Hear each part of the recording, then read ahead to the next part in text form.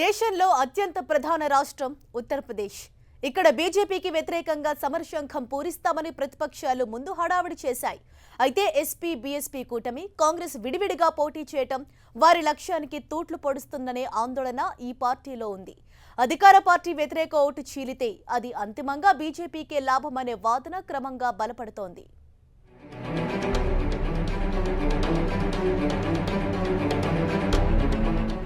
కాంగ్రెస్ కూటమి వైపు కనిపిస్తున్న పార్టీల మధ్యన గందరగోళం మామూలుగా లేదు. ఒకచోటనేమో ఇవి మిత్రపక్షాలుగా చెలామణి అవుతున్నాయి, మరో చోట మాత్రం అమీతుమీ తేల్చుకుంటున్నాయి. ఒకదాన్ని మరోటి దెబ్బ తీసుకుంటూ ఉన్నాయి. అయితే పైకి మాత్రం తమది ఒకటే ఎజెండా అని బీజేపీని దించడమే తమ పని అంటున్నాయి ఈ పార్టీలు.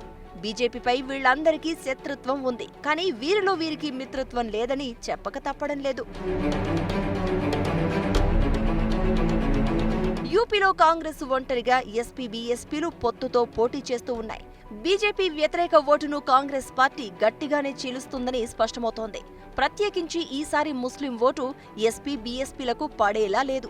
జాతీయ పార్టీనే మేలనే లెక్కలతో కాంగ్రెస్ వైపు మొగ్గు చూపుతున్నారట యూపీ ముస్లింలు. దీంతో ఎస్పీ బీఎస్పీలకు చాలా దెబ్బ పడనుంది. ఆ భయంతోనే మాయావతి ఓపెన్ గా ముస్లింలకు పిలుపునిచ్చారు. దీంతో ఆమె ఈసీ చిక్కుల్లో చిక్కుకున్నారు. స్థూలంగా ఎస్పీ బీఎస్పీలు కలిసి పోటీ చేస్తున్నా అక్కడ కాంగ్రెస్ వారి ఓట్లను భారీగా చీలుస్తుందని మాత్రం స్పష్టమవుతోంది.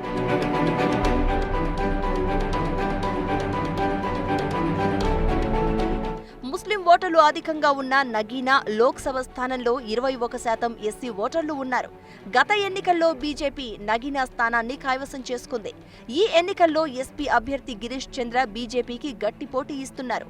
ఈ స్థానంలో కాంగ్రెస్ పోటీ చేయడం వల్ల దళిత ఓట్లు చీలి బీజేపీకి మేలు జరుగుతుంది అనేది సమాజ్వాదీ పార్టీ వాదన. యూపీలోని మరో కీలక సెగ్మెంట్ అమోరాలో మహాకూటమి కున్వర్ డానిష్ అలీని బరిలోకి దింపగా బీజేపీ కన్వర్ సింగ్ తన్వర్కు టికెట్ ఇచ్చింది. ఈ స్థానంలో కాంగ్రెస్ పెద్దగా ప్రచారంలో లేని జాట్ నేతను బరిలోకి దింపింది. మొరాదాబాద్ స్థానంలో సైతం కాంగ్రెస్ ఓట్లు చీల్చి బీజేపీ లాభం చేకూర్చే పనిచేస్తోందంటున్నారు ఘట్బంధన్ నేతలు. దేశంలోనే అతి ఎక్కువ లోక్సభ స్థానాలున్న ఉత్తరప్రదేశ్లో ఏప్రిల్ 23న రెండో దశ పోలింగ్ జరగనుంది. 8 స్థానాలకు పోలింగ్ జరగనుండగా గత ఎన్నికల్లో ఈ 8ంటిని బీజేపీ గెలుచుకుంది.